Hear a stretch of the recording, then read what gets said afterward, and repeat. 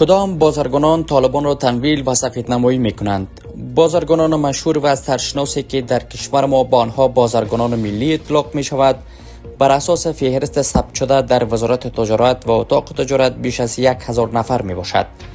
بر اساس پژوهش اندیشکده گفتمان تعلیمی ملت، ثروت این بازرگانان ملی بادآورده و نامشروع بوده و در دوران جمهوریت از طریق رشوه، تجارت‌های غیرقانونی و همکاری با شبکه‌های استخباراتی کشورهای منطقه و جهان به دست آمده است.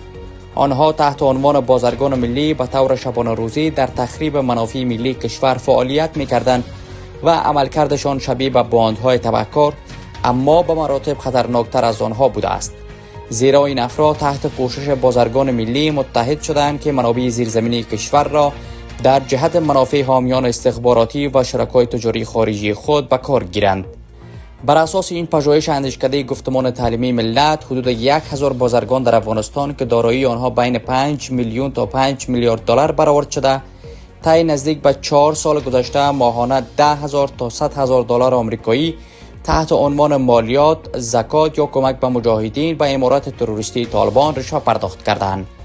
در مجموع 55 تا 60 میلیون دلار در ماه از سوی این تاجران با رضایت خودشان با امارات تروریستی طالبان رشوه پرداخت شده است. از این میان عبدالرحمن الکوزی، رئیس عمومی شرکت‌های الکوزی، بزرگترین تمویل کننده گروه تبهکار و جنایتکار طالبان بوده است.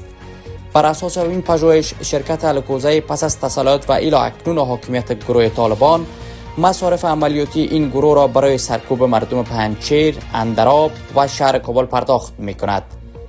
دومین و بزرگترین تمویل کننده و تطهیر کننده گروه تروریستی طالبان، میرویس عزیزی، رئیس عمومی عزیزی گروپ می باشد.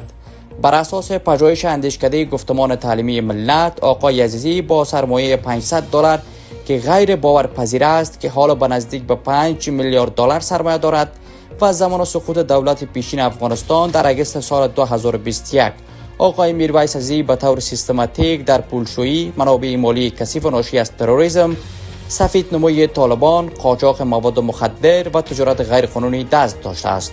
بر اساس این پژوهش، عزیزی بانک در تبانی با مافیای زمین و پولشویی وابسته به طالبان موفق شده است 350 جریب زمین را در ناحیه 8 شهر کابل به بهای ناچیز و خیلی اندک تصاحب کند. آقای عزیزی با وضوح می‌داند که حاکمیت طالبان گذرا است و این زمین‌های ارزشمند در نهایت به دارایی دائمی آن تبدیل خواهد شد. بر اساس الگوهای کلاهبردارانه این شبکه، این سرمایه گذاری ظاهری بخشی از یک فریبکاری گسترده با 3 هدف اصلی است. نخست، جلب رضایت طالبان و تحکیم شراکت با مافیای زمین و شبکه‌های پولشویی مرتبط با مواد مخدر. دوم، تقویت شهرت کاذب عزیزی بانک در میان مردم. و سوم، دستیابی به سودهای کلان تحت عنوان فعالیت‌های عامل منفعه می باشد. طبق این پژوهش، عزیزی بانک با رهبری آقای میرویس عزیزی در سال 2022 با استفاده از شرکت‌های اسمی در دبی و ترکیه میلیون‌ها دلار از سرسپرده‌های مشتریان آواره از جنگ‌های منطقه را به حساب‌های مخفی منتقل کرده است.